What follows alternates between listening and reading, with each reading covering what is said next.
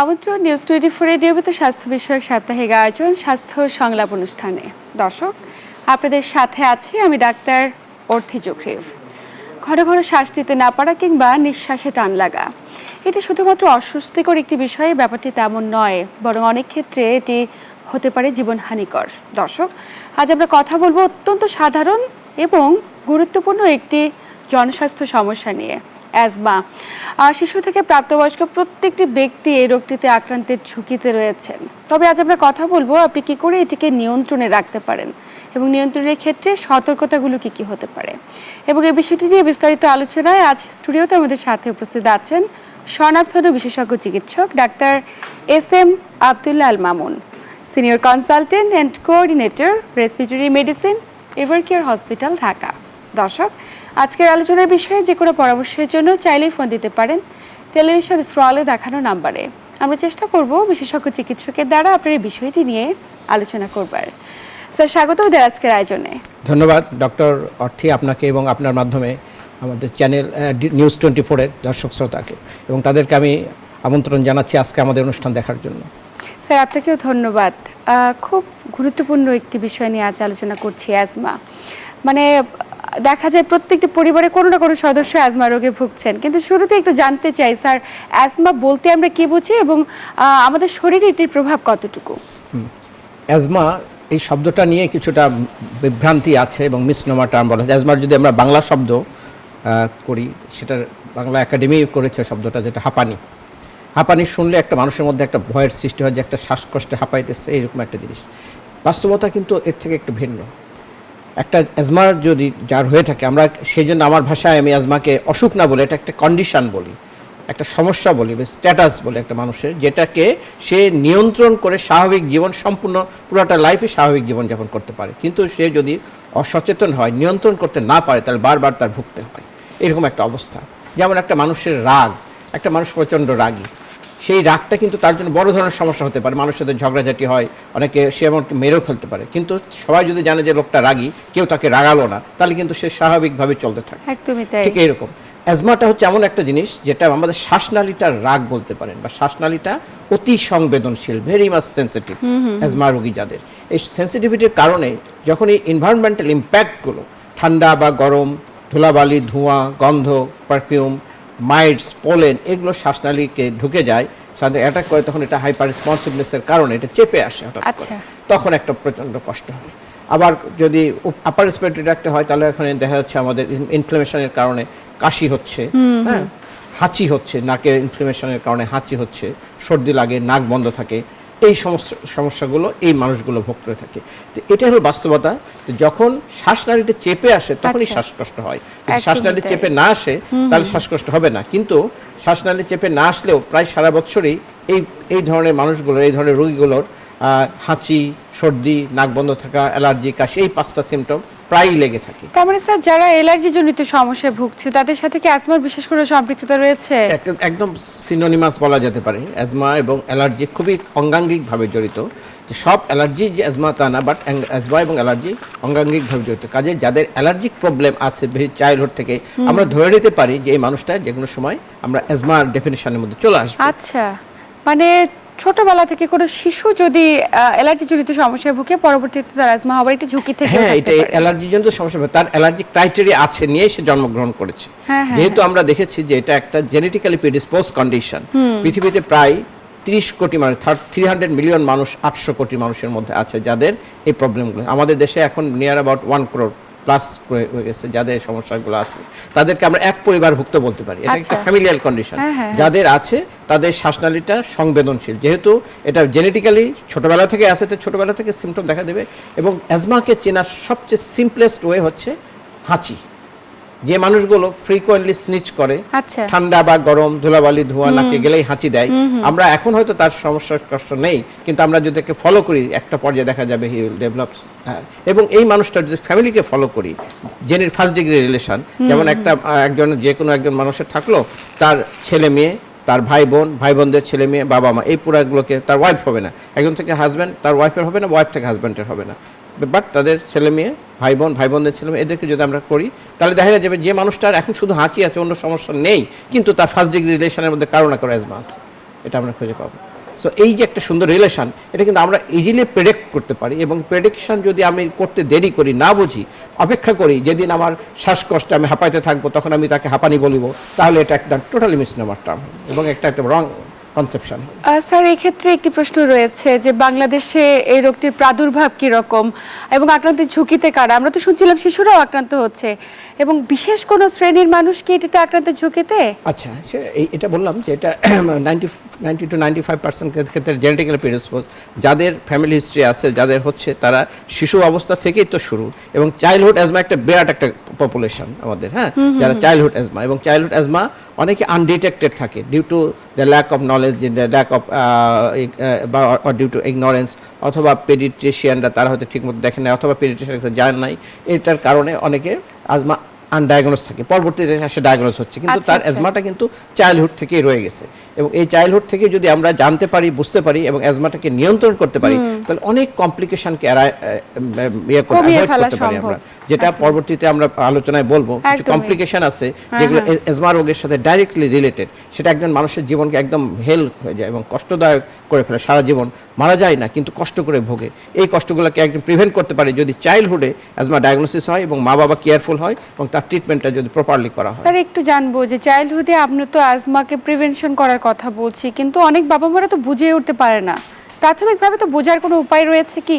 কতটুকু রয়েছে? একদম, এটাই খুব সুন্দর নলেজ। এটাকে আমরা যদি ডিসেমিনেট করি, ব্যাপারটা একটু ইজি হয়ে যাবে। যেমন যে বাচ্চা দুধ খাওয়ার সময় মার কোলে দেখা যাবে সে একটানা দুধ খেতে পারছে না, আচ্ছা, খেতে খেতে একটু পরে পজ দিয়ে আবার কাছে, অথবা কান্দাকাটি করছে, এরকম অবস্থা। তাহলে কারণ সে একটা হয়তো নাক বন্ধ থাকে। এই বাচ্চাগুলো ছোট থেকেই সিভিয়ার কারণ অ্যালার্জি জনিত প্রবলেমের কারণে, এবং যে রুমে ঘুমায়, বাংলাদেশে এই সমস্যাটা বেশি, বাংলাদেশ, ভারত, ইন্ডিয়া কনস্ট্রাক্টের কারণ আমরা আমাদের রুমগুলোতে যে মাইটস, যে ধুলা, যেটা এটা সবার ঘরে, পৃথিবীর সব মানুষের ঘরে থাকে, কারণ এটা originate from our human skin cell. কিন্তু আমরা আমাদের দেশে দেখবেন যে আমরা প্রায় 11 মাসে ফ্যান বেসি চলে। আমরা যদি ইউরোপ, আমেরিকা, কানাডা এরকম কথা চিন্তা করি, ইংল্যান্ডে, তাহলে দেখা যাচ্ছে ওখানে 1 মাস হতে ফ্যান বা এসি লাগে। যদি ফ্যান বা এসি যদি রুমের মধ্যে সারাক্ষণ না চলে, এই মাইটসগুলো কিন্তু পার্কুলেশন হবে না, আমাদের নাকগুলোকে অ্যাটাক করবে না। কিন্তু আমাদের দেশে সব সময় এটা হচ্ছে, এবং ছোটবেলা থেকেই বাচ্চাগুলো এই অ্যালার্জেন বা হাউস ডাস্ট মাইটস এক্সপোজার হয়। এক্সপোজার হলে তাদের নেজাল সেন্সিটিভিটি হয়, নাক বন্ধ, তখন সে মাউথ ব্রিদিং করে। এই মাউথ ব্রিদিংটাকে খেয়াল করতে হবে, এবং মাউথ ব্রিদিং যারা করে, যে বাচ্চাগুলো, এবং তারা কিন্তু পরবর্তীতে অ্যাজমা হিসাবে, মানে নাক দিয়ে শ্বাসটা নিয়ে কোনো বাচ্চা যদি মুখ দিয়ে শ্বাস নেয়, স্যার এই বিষয়গুলো নিয়ে আরো বিস্তারিত জানবো। এটা ইন্ডিকেশন অফ অ্যাজমা। একজন দর্শক অপেক্ষায় কে আছেন? দর্শক, আপনার নাম বলে প্রশ্ন করুন। আমি মোহাম্মদ আরিফুর রহমান, বগুড়া থেকে বলছিলাম। শুনতে পাচ্ছি না। কি সমস্যা দর্শক? আপনার সমস্যাটি বলুন। যে আমার ওয়াইফের সবসময় হাসি কাশি হয়, এটা সবসময় রাত্রে বেশি হয়, ঘুম থেকে উঠার পরে বেশি হয়। ভলিউমটি বাড়িয়ে একটু কথা বলতে হবে, আপনি আরেকটিবার বলুন কষ্ট করে। আমার ওয়াইফের হাসি কাশি হয় সবসময়, রাতে এটা বেশি হয়, ঘুম থেকে উঠার পরে হয়, কষ্ট আছে। এর জন্য কি চিকিৎসা বা কি করণীয় আছে? ওয়াইফের হাঁচি কাশি আছে। দর্শক, হাঁচি কাশি কতদিন ধরে, এবং এটিকে ধুলাই গেলে বা কোনো ধরনের যদি ফ্যানের বাতাসে কিংবা এসির বাতাসে থাকে, কিংবা লাকড়ির চুলায় রান্না করলে এটি বেড়ে যায়, এরকম ধরনের কোনো সমস্যা রয়েছে কিনা? হ্যাঁ, এরকম কিছু করলে বেড়ে যায়। হ্যাঁ, ঠিক আছে, আমরা ওনার প্রশ্নটাকে বুঝতে জি পারছি। দর্শক, আপনি সাথেই থাকুন, আলোচনা করছি বিষয়টি নিয়ে। হ্যাঁ, এটা আমি যে আলোচনা করলাম, এটার সূত্র ধরে উনি প্রশ্নটা করেছেন। এই যে আপনার হয়তো দেখা গেল যে ওনার অ্যাজমা ডায়াগনোসিস হয় নাই, তবে আমরা যদি ওনার এই অবস্থা যখন শ্বাসকষ্ট নেই, আমরা শুধু লাং ফাংশন টেস্ট করে আমরা হয়তো নর্মালি পাবো। কিছু কিছু টেস্ট আছে যেটা আমরা ইনডিউস করে শ্বাসকষ্ট তৈরি করে, যেমন ব্রঙ্কো প্রভোকেশন টেস্ট। এই ব্রঙ্কো প্রভোকেশন টেস্ট যদি আমরা করি এই ধরনের পেশেন্টের ক্ষেত্রে, তাহলে দেখা যাবে যে ওনার আমরা FEV1, FVC, যেটা লাং ফাংশন টেস্টে রিডিউস পাবো, অ্যাজমা ডায়াগনোস করা সহজ হবে। এছাড়া তার কিছু টেস্ট আছে, যেমন ব্লাডে আমরা যদি IgE, ইমিউনোগ্লোবিন E লেভেলটা বেশি পাই, এটাও মনে বোঝা যাবে যে তার অ্যালার্জিক প্রিপন্ডারেন্সটা বেশি আছে। এই জন্য ওনার যে প্রবলেমটা আছে, কাশি হয় এবং হাঁচি হয়, বলছে যাদের হাঁচি হয় তার কাশি হওয়ার মূল মেকানিজমটা কিন্তু একটু আমরা আলোচনা করতে পারি। সেটা হচ্ছে যে যাদের হাঁচি হয়তো আমি আগেই বলেছি তাদের নাকটা সংবেদনশীল, এই মানুষগুলো দেখবেন চোখ চুলকায়, চোখটাও লাল হয়, স্কিন ইচিং হয়, বাট অ্যাজ এ হোল সে ইজ অ্যালার্জিক আর হাইপার রেসপন্সিভ। ফলে রাতে যখন সে ঘুমায় একটা রুমে 6 ঘন্টা থেকে 8 ঘন্টা ফ্যান বেসে চলে, এই মাইটসগুলোর কারণে তার নাকটা বন্ধ হয়ে যায়, তখন সে মাউথ ব্রিদিং করে। তা আমাদের নাকটা হচ্ছে একটা সুপার এয়ার কন্ডিশনার। আমরা যখন বাতাসটা নাক দিয়ে নিই তখন এটা ফিল্ট্রেশন হয়, হিউমিডিফিকেশন হয়, ওয়ার্মিং হয়, ডিসইনফেকশন হয়, 4টা মেকানিজম নাকে কাজ করে, ফলে বাতাসটা পরিশুদ্ধ হয়ে আমাদের শ্বাসনালীতে, যেটা নর্মাল লাইফ। যাদের নাক বন্ধ হয় তারা কিন্তু তখন একটা পর্যায়ে সে ঘুমাই, শুরুতে নাক দিয়ে নিঃশ্বাস নেয়, আধা ঘন্টা 1 ঘন্টা পর থেকে মাউথ ব্রিদিং শুরু করে। আপনি এটা খেয়াল করলে বুঝতে পারবেন, তখন মুখ দিয়ে শ্বাস নেয়। অনেকে জানেও না, বাট সকালে বলবে মুখ শুকিয়ে থাকে, কিন্তু সে জানে না যে মুখ দিয়ে শ্বাস নেয়। কিন্তু মুখ দিয়ে শ্বাস নেওয়ার কারণে কি হলো, আনপিউরিফাইড এয়ারগুলো তার শ্বাসনালীতে ঢুকে গেল। কারণ আমাদের নাকের মতো যে barrier system, air conditioning system, সেটা আমাদের মুখে নেই। ফলে ইন্ট্রোডিউশন থ্রু দ্য মাউথ, অপরিশোধিত বাতাসগুলোর কারণে তার ইয়ারওয়ে ইনফ্লেমেশন হতে থাকবে। প্রথমে ইয়ারওয়ে ড্রাই হবে, আর বাতাসের কন্টেন্ট অনুযায়ী, বাতাসে যদি ব্যাকটেরিয়া, ভাইরাস, ফাঙ্গাস থাকে তাহলে তো হয়ে গেল, তাহলে তার tonsillitis, pharyngitis, ল্যারেঞ্জাইটিস, sinusitis, pneumonia, anything may happen or according to the content of the year. So এগুলো প্রেজেন্সের কারণে এই মানুষগুলোর এইগুলো যদি হয় তাহলে কাশি লেগেই থাকবে। সো এই মানুষগুলোর কাশির অন্যতম কারণ হচ্ছে এগুলো, upper respiratory tract infection. So আমরা যদি এগুলোর পিছনে না ছুটে রাতে নাকটা খোলা রাখা ইনশিওর করতে পারি, এবং শিওর হয় যে নাক বন্ধ এবং নাকটাকে খোলা রাখা ইনশিওর করতে পারি, তাহলে কিন্তু তার এগুলো কমে যাবে। তার মানে স্যার এই সমস্যাগুলো দূর করার ক্ষেত্রে লাইফস্টাইল মডিফিকেশন একটি বড় ভূমিকা রাখে। এবং সেটার জন্য যে অ্যাডভাইসগুলো আমি প্রতিদিন আমার পেশেন্টগুলোকে এই জিনিসগুলো শেখাই, যে অ্যাজমা পেশেন্ট মানে তার ট্রিটমেন্ট যে যাই করুক, তার মধ্যে তো একটা বিশাল ভুল, যেটা আমরা পরে আলোচনা করবো, how to use the inhaler. এটা একদম 99% ক্ষেত্রে পেশেন্টে ভুল করে, সেটা আমরা একটু পরে আলোচনা করব। কিন্তু এই লাইফস্টাইল মডিফিকেশনের মাধ্যমে রাতে যেন নাকটা খোলা থাকে, তার জন্য আমরা 3টা অ্যাডভাইস দিয়ে থাকি। যে সেটা হলো যে আমরা যে ঘরে ঘুমানো হয়, এই রুমের যে ধুলাটা, যেটাকে আমরা বলছি যে আমরা ফ্যান বেসির বাতাসে পার্কুলেটে না যাচ্ছে, এটা আসে কোত্থেকে? এই ধুলা অনেক, যাকে বলবেন 100 ভাগই উত্তর দেবে জানলা পাশে বিল্ডিং থেকে আসছে বা রাস্তা থেকে ধুলা আসছে, তা না। একটা রুমে আমরা যখন ধরুন আমরা এখানে 2জন মানুষ বসে আছি, চারিদিকে অল আর ক্লোজ, এখান থেকেও যদি আমি না খোঁচাই, কোনো সাপ কিছু কিছু ঝরবে না এখান থেকে না, but our skin always shedding cell. একটা মানুষ তার শরীর থেকে প্রতিদিন প্রায় 1 মিলিয়ন সেল শেড আউট করে। তাহলে একটা রুমে যে কজন থাকছে তার সমপরিমাণ করতেছে, বিভিন্ন জায়গায় করতেছে। রাতে যখন ঘুমাই তখন এগুলো তার বেডশিটে পড়ে, বেডশিটে পড়ে, কিন্তু এটা আমরা বেডটা ক্লিনই দেখি। অভ্যাসবশত প্রতিদিন আমরা বিছানাটা ঝাড়ি এবং ফ্লোর পরিষ্কার করি। যখন বিছানা ঝাড়া হয়, then it spread to the whole room, এবং 365 দিন এটা ঘটছে। কাজেই এটা আমাদের অজান্তে ঘটতেছে, আমরা শুধু ফ্লোরটা পরিষ্কার করতেছি, বিছানাটা ঝাড়তেছি। এর ফলে এই যে জিনিসগুলো, ধুলোগুলো আমাদের পর্দা, ওয়াল, কাপবোর্ড, এগুলোতে লেগে যাচ্ছে, এগুলো আবার কাম ব্যাক করতেছে ফ্যানের বাতাসে, এবং এটাই আলটিমেটলি মাইটস উৎপন্ন করে। এটা থেকে পরিত্রাণের 3টা অ্যাডভাইস আমরা দিয়ে থাকি পেশেন্টকে। স্যার এই উপদেশগুলো আমরা প্রত্যেকটা শুনবো, জানার আছে অনেক কিছু। একজন দর্শক অপেক্ষায় কে আছেন? দর্শক, আপনার নাম বলেই প্রশ্ন করুন। শোনা যাচ্ছে না দর্শক, আপনি এসে শুনছেন আমাদের?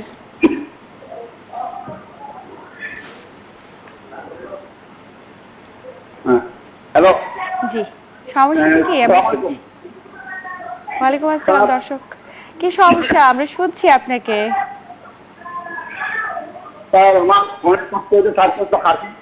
রাতে ঘুমাতে পারি না।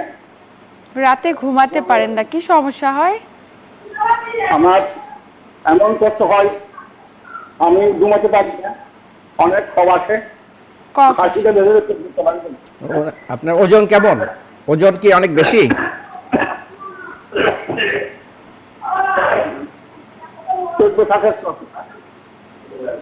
দর্শক, একটু কি জানাবেন আপনার বয়স কত এবং কতদিন ধরে এই ধরনের সমস্যা হচ্ছে?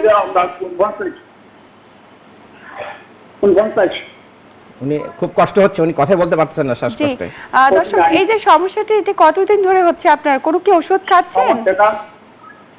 আমার প্রায় 5 বছর ধরে চলে, 5 বছর পর্যন্ত। 5 বছর ধূমপান করেন কিনা? জি জি, ধূমপান করছেন 5 বছর ধরে এই সমস্যা, কিন্তু এটা নিয়ন্ত্রণ হচ্ছে না, তাই তো? আচ্ছা জি, আপনি আমাদের সাথেই থাকুন, আমরা বিষয়টি নিয়ে আলোচনা করব। আমরা যেটা ওনার উত্তরটা দিয়ে আমি আগে কন্টিনিউশনে চলে যাব, যে ওনার যে খুব শ্বাসকষ্ট হচ্ছে বুঝতে পারতেছে, এবং ওনার এটাকে বলা হয় এক ধরনের এক্সারশনাল ডিসনিয়া। উনি এভরি কথার মধ্যেই উনি শ্বাসকষ্ট বোধ করছেন। একটা হাঁটতে গেলে বা নিজের কাপড় চোপড় খুঁড়তে গেলে উনি শ্বাসকষ্ট বোধ করেন। ওনার কথা আমরা যতটুকু ওনার দেখে বুঝতে পারলাম। এবং এটা সম্ভবত ওনার বয়স তো মিড এজের হবে, উনি ধূমপান করার হিস্ট্রি বলেছেন সম্ভবত। ওনার ধূমপানের কারণে যেটা আমাদের খুব কমনলি হয় এনভায়রনমেন্টাল পলিউশন এন্ড ধূমপান কারণে সিওপিডি। আপনার এটা অ্যাজমা না হয়ে সিওপিডি হতে পারে অথবা অ্যাজমা সিওপিডি ওভারল্যাপও হতে পারে। আচ্ছা, সো এই দুটো হওয়ার সম্ভাবনা ওনার বেশি। সেই ক্ষেত্রে ওনাকে অবশ্যই এটা ট্রিটমেন্টের জন্য তো অবশ্যই আমাদের চিকিৎসকের কাছে আসতে হবে, এটা অবশ্যই নিয়ন্ত্রণ আছে। কিন্তু যদি সিওপিডি হয়ে থাকে এবং সিওপিডিটা যদি অ্যাডভান্স হয়ে থাকে, স্টেজে চলে যা থাকে, ধূমপান তো ওনার বন্ধ করতে হবে, এটার তো বিকল্প নেই। আর করার পরেও এখান থেকে যে একবারে ফুললি উনি রিকভারি হবে তা না, একটা নির্দিষ্ট লেভেল পর্যন্ত রিকভারি করা সম্ভব। সেক্ষেত্রে ওনার ব্রঙ্কোডাইলেটর, যেটা শ্বাসনালীতে ওষুধগুলো যা ঢুকতে পারে, অ্যান্টিবায়োটিক এবং স্টিরয়েড, এগুলো ওষুধ ওনার ক্ষেত্রে যদি আমরা দিই তাহলে নির্দিষ্ট সময় পর উনি আগের চেয়ে অনেকটা ইমপ্রুভ করবে আশা করা যায়। স্যার এক্ষেত্রে অবশ্যই উনি যে ওষুধগুলো খাচ্ছেন পাশাপাশি চিকিৎসকের শরণাপন্ন হওয়াটা খুব বেশি অবশ্যই ওনার জরুরি। ক্ষেত্রে যে অবস্থা, ওনাকে একজন ভালো পালমোনোলজিস্ট বা ইন্টারনাল মেডিসিন স্পেশালিস্টের কাছে যদি যেতে পারেন, অ্যাভেলেবিলিটি অফ পালমোনোলজি যদি না থাকে, যে আপনাকে পরীক্ষা করে ইমিডিয়েট চিকিৎসা প্রয়োজন। অনেক ক্ষেত্রে ওনার এইসব ক্ষেত্রে হসপিটালাইজড হওয়ার প্রয়োজন হয়, ফিউ ডেজ, 3 দিন 4 দিন হসপিটালের থেকে ওনারা বাসায় ব্যাক করবেন। অনেক ক্ষেত্রে আমরা বাসায় অ্যাডভাইস করি নেবুলাইজার মেশিন এবং অক্সিজেন এই দুটো রাখার জন্য, কারণ এই ধরনের রোগীগুলো সাধারণত কিন্তু ইনহেলার নিতে পারবে না কোনোভাবেই। উনি হয়তো যদি মুখের মধ্যে জোর করে ইনহেলার কেউ দিচ্ছে বা মারতেছে, সেটা ওনার জন্য আরো বিপজ্জনক হবে, যেন এটা না করেন উনি।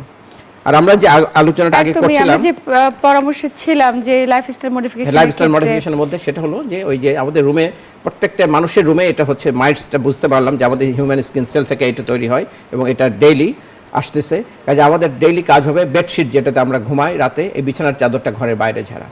If you turn the bedsheet outside the room, আবার ধুতে হবে, আমি 1 মাস পরেও ধুলে অসুবিধা নাই বা 7 দিন পরে ধুতে পারি, কিন্তু বিছানার চাদরটা ডেইলি শুধু ঘরের বাইরে ঝেড়ে আবার পারবো, ধোয়া আবার রোদে দেওয়া নয়। সেকেন্ড হচ্ছে আমরা বেডরুমের মেঝেতে কার্পেট পারবো না, অন্য রুমে আমরা রাখতে পারি, বেডরুমে কার্পেট না পারি। থার্ড হচ্ছে আমরা যদি দিনের বেলা জানলাগুলো সব খোলা রেখে আধা ঘন্টা বা 15 মিনিট ফ্যানটাকে হাই স্পিডে ছেড়ে দেখি যে ভেতরে বাতাসটা বাইরে যায়, ডেইলি এই কাজটা করি। এই 3টা কাজের জন্য আলাদা কোনো এস্টাবলিশমেন্টও নয়, আলাদা কোনো খরচও নয়, সম্পূর্ণ শুধু মডিফিকেশন তার থিঙ্কিং। এটা যদি উনি করেন তাহলে কিন্তু তার রুমে মাইটসটা কন্ট্রোল হবে অ্যাটলিস্ট। আচ্ছা আচ্ছা। অনুরূপভাবে যে মানুষগুলো এই অ্যাজমা বা অ্যাজমা প্রবণ, যাদের অ্যালার্জি প্রবণতা আছে, তারা যখন শীত প্রধান দেশে থাকে, আমেরিকা, কানাডা, ইউরোপ, ওইসব দেশে, ওখানে কিন্তু আবার আমি যেটা বললাম যে মাইটস থাকলেও ওদের অ্যাটাক হচ্ছে না। ওখানে মেইন প্রবলেমটা দেখা যায় পোলেনে, they are very much sensitive to pollen. So asthma population universally দুটো জিনিসের প্রতি খুব সেন্সিটিভ, একটা হচ্ছে মাইটস আর একটা হচ্ছে পোলেন। অন্য আরও অনেক কিছুর প্রতি সেন্সিটিভিটি আছে, কিন্তু এই দুটার প্রতি খুব কমনলি প্রায় সকল অ্যাজমা পেশেন্ট সেন্সিটিভ। পোলেনটা আমাদের দেশে তেমন কোনো প্রবলেম করে না, শুধু ফেব্রুয়ারি মাসে কিছু পোলেনের সমস্যা থাকে পার্টিকুলার এরিয়াতে।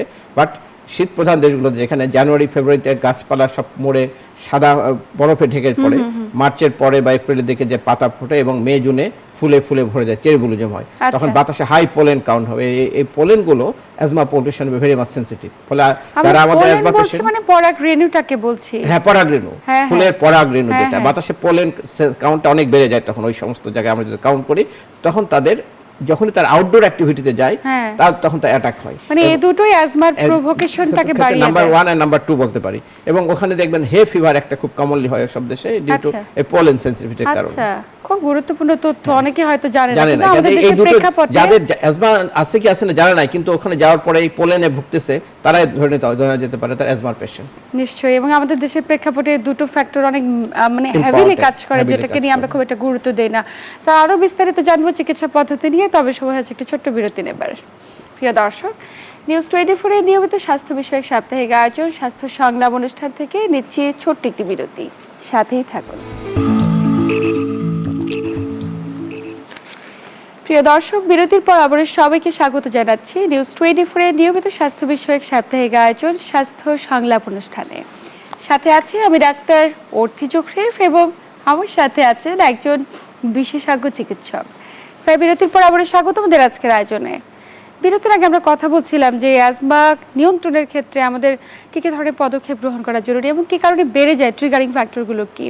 কিন্তু স্যার, বিরতির আগে একজন দর্শক ফোন দিয়েছিলেন, তার কমপ্লেনটি ছিল যে তিনি এই যে অ্যাজমা রোগটিতে ভুগছেন, উনি অ্যাজমাতে দীর্ঘদিন ধরে 5 বছর ধরে ভুগছেন, কোনোভাবে নিয়ন্ত্রণ হচ্ছে না, এবং আমরা আদৌ জানি না সেটি অ্যাজমা কিনা বা অন্য কোনো ডিজিজ কিনা, কিন্তু উনি ধূমপান করেন নিয়মিত।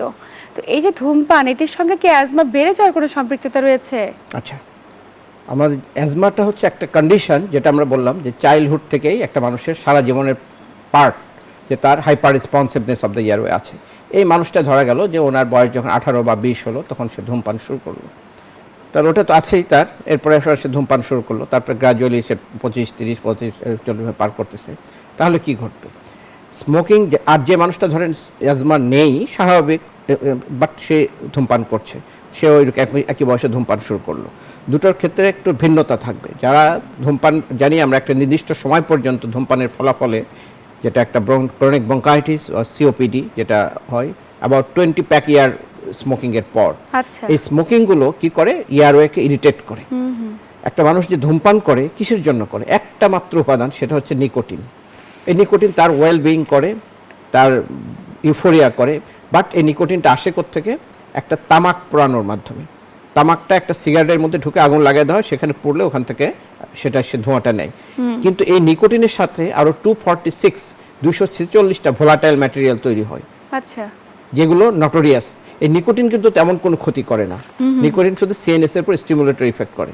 কিন্তু তার সাথে যে জিনিসগুলো ঢুকে গেল, এটা প্রত্যেকগুলোই ইয়ারওয়ে থেকে শুরু করে বিভিন্ন আমাদের ব্লাডে যদি চলে যায়, অনেক ধরনের ক্যান্সারাস প্লাস ইরিটেন্ট হিসাবে কাজ করে। বিশেষ করে এটা ইয়ারওয়েকে একদম ইরিটেট করে, এটার 12টা বাজিয়ে দেয় যদি আমরা বাংলায় কথা বলি। বিশেষ করে আমাদের ইয়ারওয়ে, শ্বাসনালীর যে escalator system, ciliary escalator system থাকে, এগুলোকে ধ্বংস করে ফেলে। ফলে আমাদের ইয়ারওয়ের যে রোগ প্রতিরোধ ক্ষমতা, সেটাও নষ্ট হয়ে যায় এই ধূমপান ক্রনিক ইরিটেশনের কারণে, প্রতি মুহূর্তে ক্রনিক ইরিটেশনের কারণে। পাশাপাশি রিসেন্ট যে আপডেটগুলো আমরা রিসার্চে পেয়েছি, যে এয়ার পলিউশন, যে সমস্ত এরিয়ার মানুষগুলো more vulnerable to air pollution, additive হিসাবে কাজ করে এটার সাথে, তাদের আরও বেশি ক্ষতিগ্রস্ত হয় এগুলো।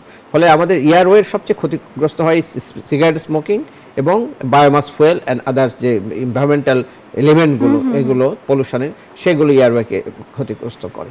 ফলে যখন একটা মানুষের বয়স এরকম 45, 55 ক্রস করে যায় এবং সেই স্মোকিং করছে এবং এয়ার পলিউশনের শিকার হচ্ছে, তার ইয়ারওয়েটা পার্মানেন্টলি ড্যামেজ হয়ে যায় বা পার্মানেন্টলি ন্যারোড হয়ে যায়। আচ্ছা, তখন সে চেষ্টা করে আর শ্বাসনালীকে ডাইলেট করতে পারে না। পাশাপাশি যে মানুষটা শুধু অ্যাজমা আছে, অ্যাজমা কিন্তু একটা রিভার্সিবল কন্ডিশন। যখনই এটা শ্বাসকষ্ট হলো, তখন তার চেপে আসছে, যে কোনো কারণে অ্যালার্জেনের এক্সপোজারের কারণে শ্বাসনালীটা চেপে আসছে। কিন্তু যখন সে একটা ব্রঙ্কোডাইলেটর দিল অথবা এই ইরিটেন্টগুলো আউট হয়ে গেল, তখন আবার সে স্বাভাবিক অবস্থা ফিরে আসে।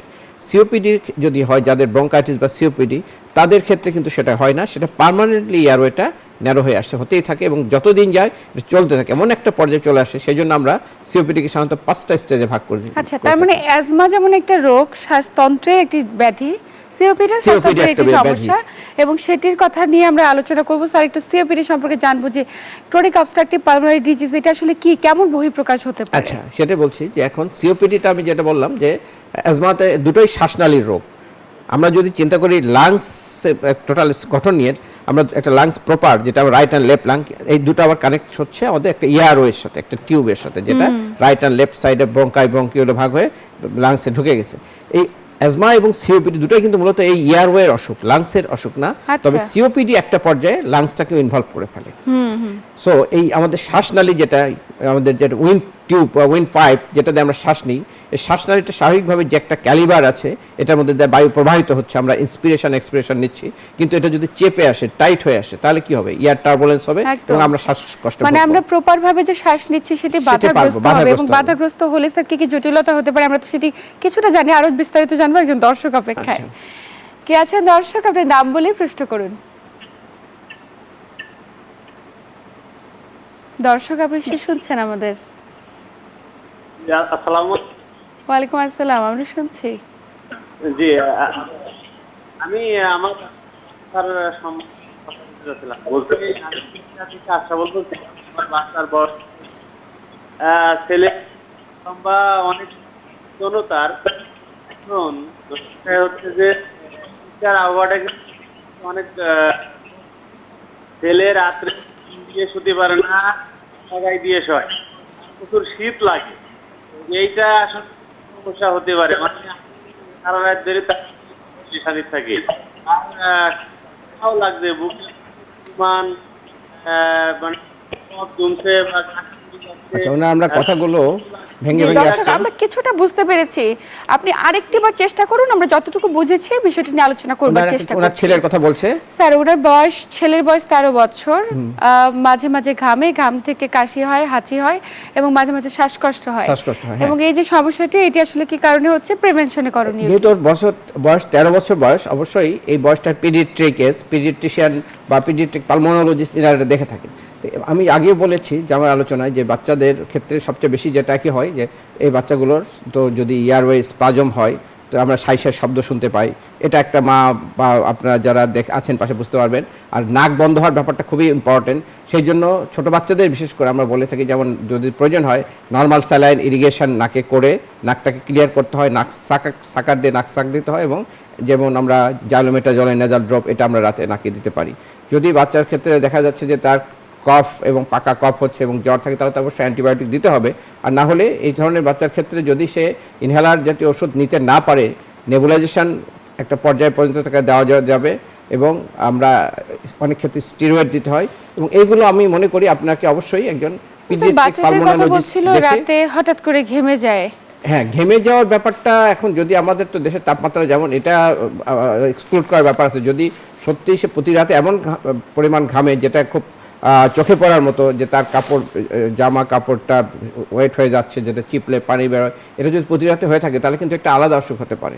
হ্যাঁ, সেক্ষেত্রে এটা একজন মেডিসিন স্পেশালিস্টকে আমরা দেখাতে পারে। অনেক ক্ষেত্রে বাচ্চাদের যদি লিম্ফোমা হয়, সেক্ষেত্রে কিন্তু এরকম ড্রেন্সিং নাইট সুইট হয়, এবং সেক্ষেত্রে ওইটার ক্ষেত্রে ওটা ঠান্ডা লেগে তার কাশি হচ্ছে তা বলতে হবে না, দুটো আলাদা জিনিস।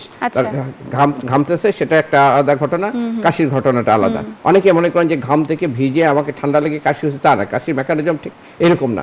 অবশ্যই এয়ারওয়ে ইনফ্লামেশন হতে হবে, এয়ারওয়ে ইনফেকশন বা ইনফ্লামেশন কিছু একটা হলেই তার আমাদের মানে স্যার কাশিটা হয়। ঘামের সাথে যে কাশির সম্পর্ক, বিষয়টাকে না ভেবে অবশ্যই বিশেষজ্ঞ চিকিৎসকের হ্যাঁ, কাছে দুটো যাওয়া আলাদাভাবে চিন্তা জরুরি। করতে হবে এটা। একদমই স্যার, আরো একজন দর্শক অপেক্ষায়। কে আছেন দর্শক? আপনার নাম বলে প্রশ্ন করুন। আমি মোহাম্মদ মেহেদী হাসান। জি, আমরা শুনছি। আমি বগুড়া থেকে বলছি, আমার বয়স হচ্ছে 19 বছর। 3 বছর। কি সমস্যা? 19 বছর 19 বছর। 19 বছর, জি জি, কি সমস্যা? আমার হচ্ছে প্রায় 8 মাস আগে থেকে হচ্ছে আপনার ঠান্ডা কাশি, তো অনেকদিন যাবত ঠান্ডা কাশি আমার সাথে লেগেই থাকে। আচ্ছা। তো কিছুদিন আগে আমি একটা ডাক্তার দেখাইছি মেডিকেলে, তো উনি আমাকে ডক্সিন এই ওষুধটা খাওয়ার পরে আমার হচ্ছে নাকের ভিতরে নিচে কিছু সমস্যা হতে আগে, এখন আমি ওই নিঃশ্বাসটা নিতে পারি, কিন্তু আমার শরীরের ভিতরে কাজ আছে, মানে ঠ্যাক ঠ্যাক কাজ, ওই কাজটা এখন রয়ে যাবে। আমাদের দর্শকের বয়স 19 বছর। হ্যাঁ, 19 বছর। আপনি ধূমপান করেন? না না, আমি ধূমপান করি না। আর হাঁচি হয়? হাঁচি হয় মাঝে মধ্যে, তখন আমি হচ্ছে ধুলাবালি কোনো যাই না।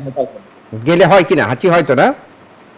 হাঁচি হয় মাঝে মধ্যে, আচ্ছা। সেরকম ভাবে না। হয় না, দর্শক, কাশিটা আপনার বেশি। সমস্যাটি আমরা কিছুটা বুঝতে পেরেছি। আপনি আমাদের সাথেই থাকুন স্যার, আমরা এই বিষয়টি নিয়ে আলোচনা করব। তবে সময় আছে একটি ছোট্ট বিরতি নেবার। আচ্ছা।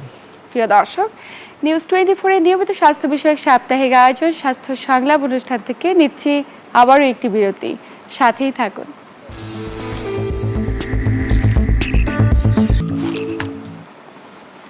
প্রিয় দর্শক, বিরতির পর আবারও সবাইকে স্বাগত জানাচ্ছি নিউজ 24 এর নিয়মিত স্বাস্থ্য বিষয়ক সাপ্তাহিক আয়োজন স্বাস্থ্য সংলাপ অনুষ্ঠানে। আপনাদের সাথে আছি আমি ডাক্তার অর্থি জোখরিফ, এবং আমার সাথে আছেন একজন বিশেষজ্ঞ চিকিৎসক।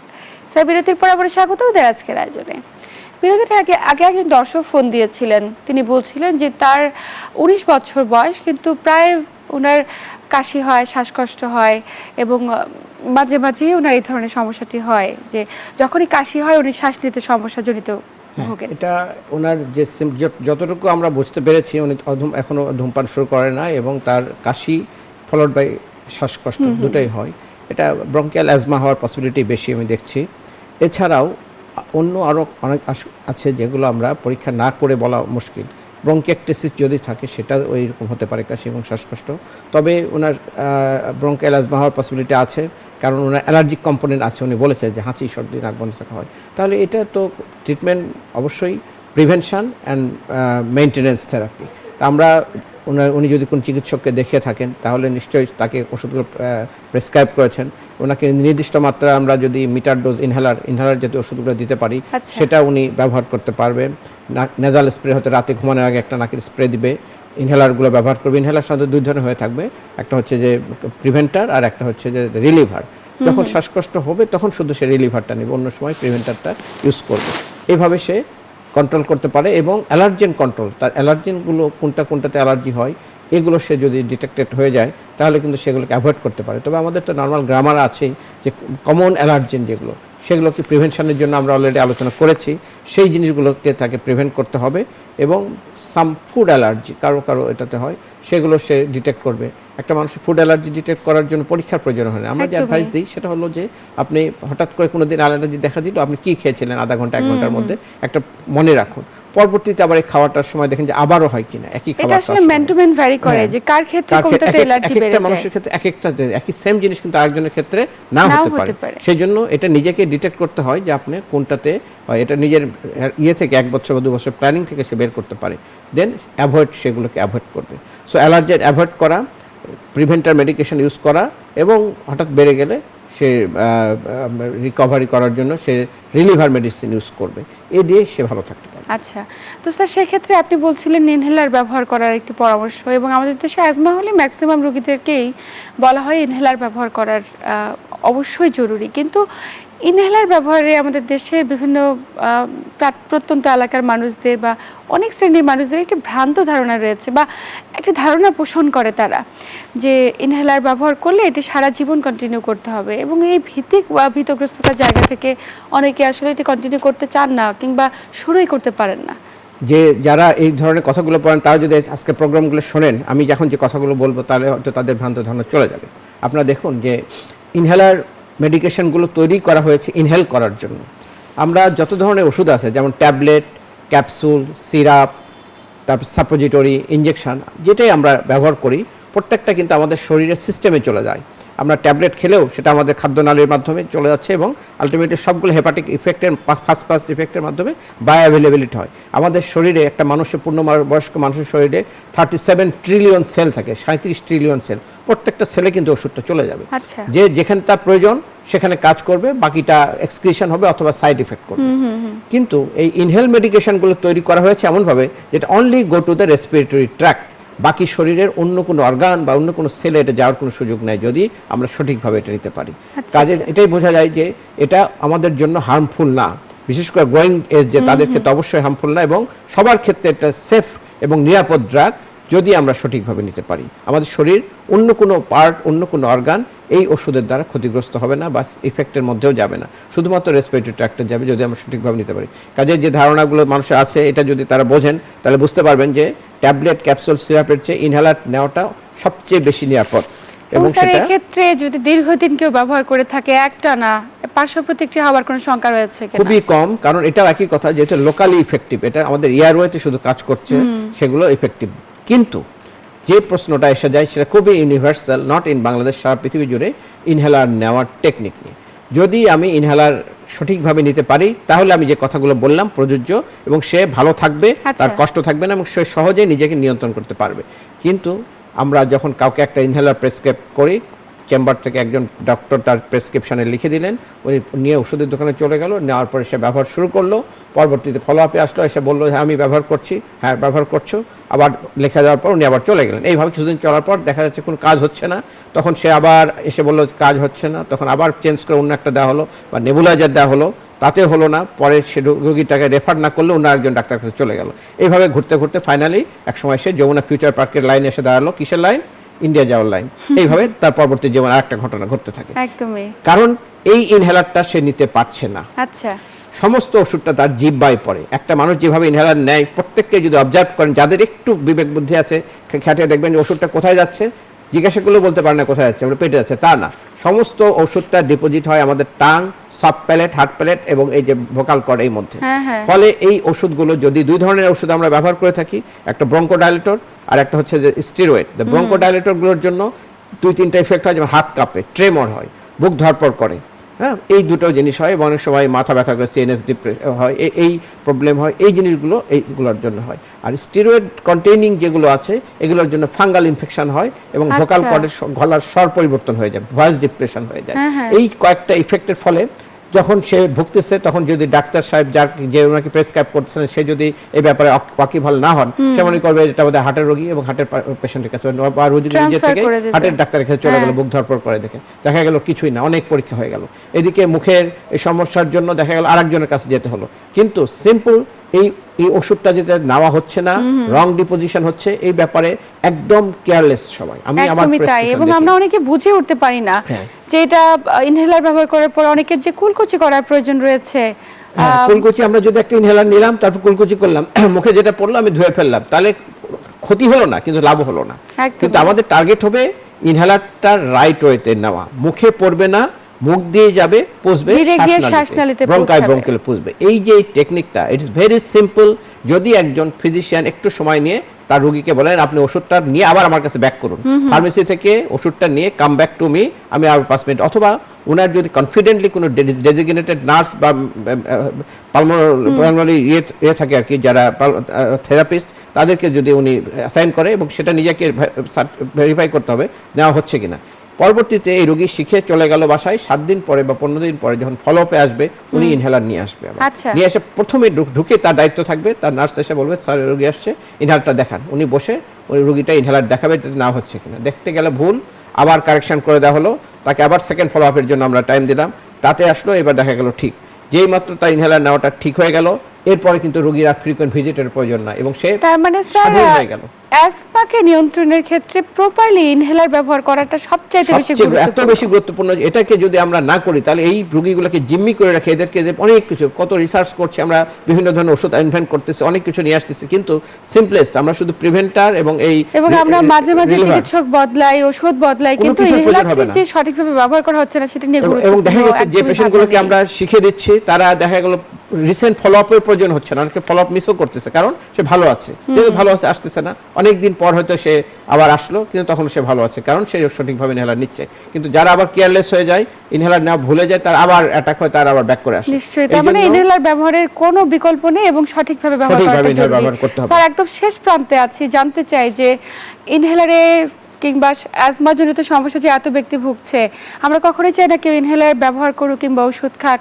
আমরা প্রত্যেকেই যেন জীবনযাত্রাকে নিয়ন্ত্রণ করতে পারে, খাদ্যাভ্যাসে নিয়ন্ত্রণ আনতে পারে, এবং এক্ষেত্রে আপনার পরামর্শ কি হ্যাঁ, থাকবে? এই জন্য একটা অ্যাজমার পেশেন্ট বুঝতে হবে যে এটা, আমি সেজন্য বলি এটাকে আমরা রোগ না বলে একটা কন্ডিশন বলি। সে স্বাভাবিক জীবন, তার অন্য কোনো অসুখ থাকতে পারে, ডায়াবেটিস, হাইপারটেনশন, প্রেশার, এগুলো হার্ট ডিজিজ থাকতে পারে, সেগুলোর জন্য তাকে অনেক ভুগতে হবে, কিন্তু অ্যাজমার জন্য তাকে কখনোই ভুগতে হবে না। সে যদি কয়েকটা এই জিনিসগুলো লাইফস্টাইল মডিফিকেশন, প্রিভেনশন এবং রিলিফ করার মেকানিজমটা সে যদি শিখে ফেলে, একজন মা যদি অ্যাজমার পেশেন্ট হয় তার সন্তানকেও সে একইভাবে সে শিখিয়ে তাকে ট্রিট করতে হবে, তার জন্য তাকে ডাক্তারের কাছে বারবার ভিজিট করতে হবে না।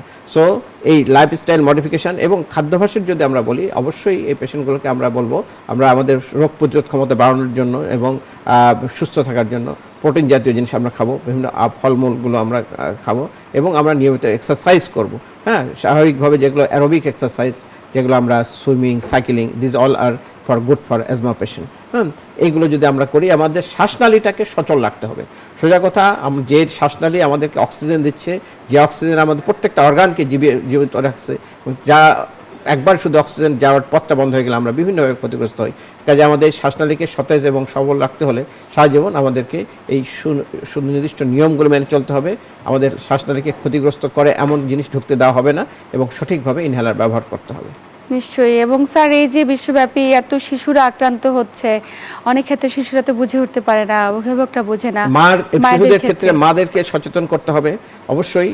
পিডিয়াট্রিশিয়ান যাদের, আমি মনে করি বিশেষজ্ঞ যারা আমাদের কাছে, যারা আমাদের অ্যাডাল্ট পালমোনোলজিস্ট আমাদের কাছে 15 ইয়ার্স অ্যান্ড অ্যাবাভ আসে, তার আগে যারা আসে তারা কিন্তু যদি এই আগেই যদি ডায়াগনোসিস করতে না পারেন তাহলে এদের কিন্তু অনেক ক্ষতিগ্রস্ত হয়, অনেকগুলো কমপ্লিকেশন অ্যারাইজ করে। সেজন্য বাচ্চার ট্রিটমেন্ট দিতে হবে, পাশাপাশি মাকে সচেতন করতে হবে যে আপনি আপনার বাচ্চার সিমটমগুলো বোঝার চেষ্টা করুন। এবং এই যে জিনিসগুলো আমরা যে বলছি, এটাকে একটা ওয়ার্ডে আমরা বলি অ্যাজমা এডুকেশন।